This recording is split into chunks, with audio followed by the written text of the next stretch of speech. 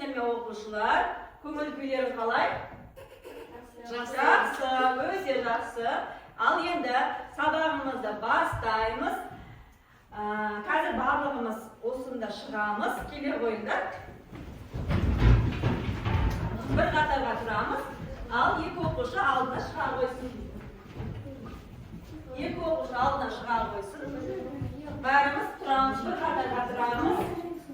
Аяулым қатарға тұра қой. Ал мынаны ұстаймыз қолымызға. Енді сендерге түсіндірейін. Енді тыңдаймыз оқушылар, мен сендерге түсіндірейін.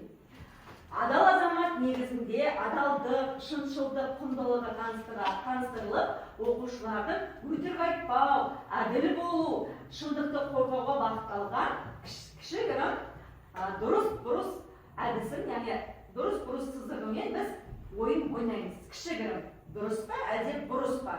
Қазір біртіндеп сұрап шығамын. Дұрыс болса дұрыс қатарға өтеміз, бұрыс болса бұрыс жағынан өтеміз. Ал Әділбек, өтірік айту дұрыс па, бұрыс па? Бұрыс. Не үшін? Себебі сен өтірік айтсаң, ол харам. Дұрыс емес. Жақсы. Өтірік айтпау керек екен, е? Ал Мадияр, досқа көмектесу дұрыс па, бұрыс па? Дұрыс. Не себепті? Себебі ол дұрыс болады.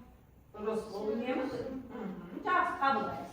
Ал Санжар, өз міндетін орындамау дұрыс па, әлде бұрыс па? Дұрыс. Бұрыс. Неліктен? Өйткені сен өз міндетіңді орындамайсың. Жақсы. Ал Амеля, әділ болу дұрыс па, бұрысқа жата ма? Бұрыс па? Не үшін? Өйткені әділ болу жақсы. Даусымызды қатты шығармыз, жарай ма? Ал бұдан кейін аяулым, біреудің затын рұқсатсыз алу сенің ойыңша дұрыс па, бұрыс па? Не үшін? Себебі ол жаман болады. Жаман, Амеля.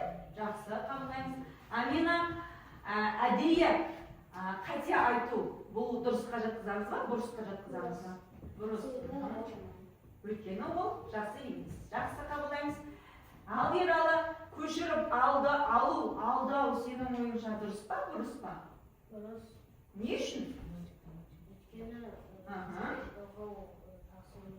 Жақсы емес, жақсы, қабылдаймыз. Енді келе қойыңдар оқушылар, шаттық шеңберге тұра қойыңдар, мен түсіндіріп өтейін.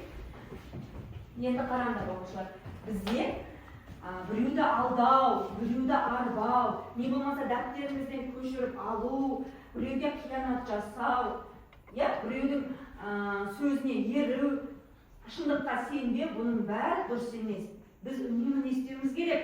Жақсылыққа қарай